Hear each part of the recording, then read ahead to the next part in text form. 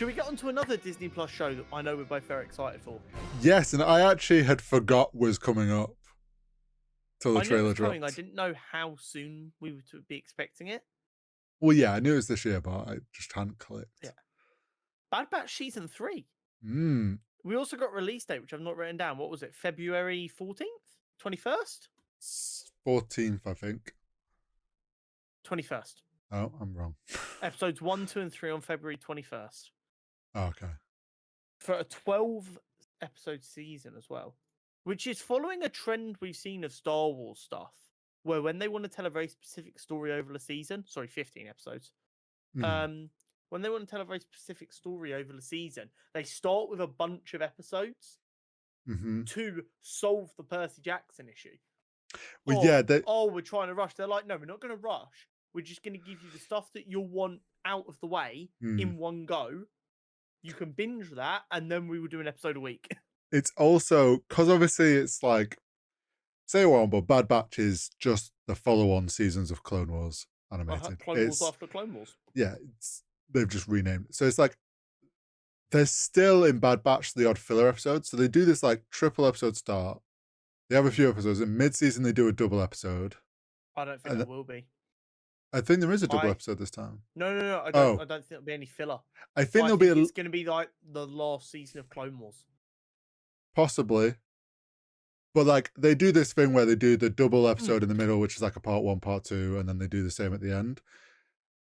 Which I really actually like because they're animated and generally a bit shorter, like it helps tell those important stories at the right time and not make people wait like a week.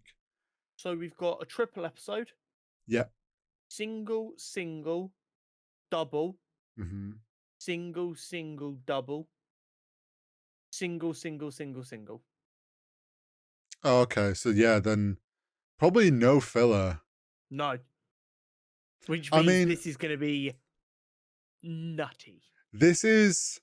So let's be honest. This season, going off the trailer, is probably going to answer 1, maybe 2 long questions in Star Wars, which we know have been set up through Clone Wars and Mando, which is Palpatine has somehow returned.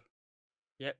They're finally actually not going to dance around this whole cloning thing and Palpatine like they have been in the previous Bad Batch episodes.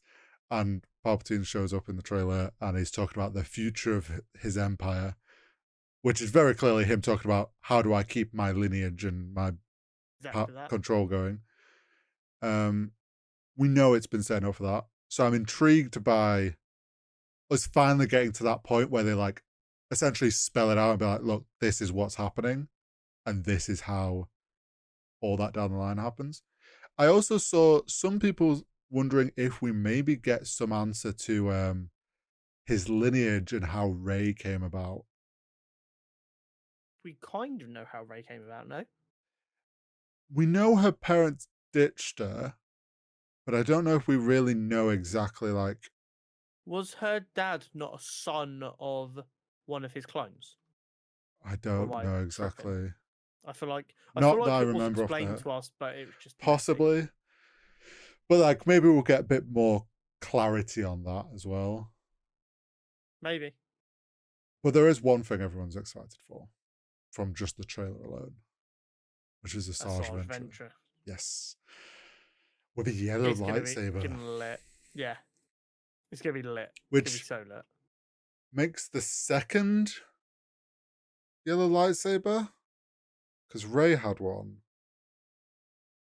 I don't know if we've seen anyone else have one. I don't know. Not that I'm aware. So people are a bit interested about Asajj though, because obviously we got shown her in the trailer, and this is now quite some time after Order 66. Not like a whole lot of time, but the last we saw was she went back to Dathomir and was with her sisters. Yeah. The only other thing about her story is a book where, if I remember this right, she ends up falling in love with the Jedi Quinlan Vos, I think his name is. Okay. who we heard mention of in the Obi-Wan show on the Pathway stuff. Yes. So I knew I recognised that name. he obviously is rocking about, and then she ends up dying in the book, I think, and gets buried back on Dathomir. Okay. So apparently the showrunners have said that that book will not be changed. So either this is going to be set just before that stuff, or maybe she's resurrected, because we know Dathomir's love to resurrect people. Yeah, people from Dathomir don't really stay dead. No. So I think they have a moral objection against it. it'll be interesting to see how much of that story they tell in this, Yeah, alongside for everything sure. going on.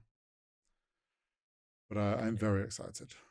Yeah, it's really weird knowing that this is going to be the last season of the Bad Batch, and like that was a big part of the trailer. It's like one last battle.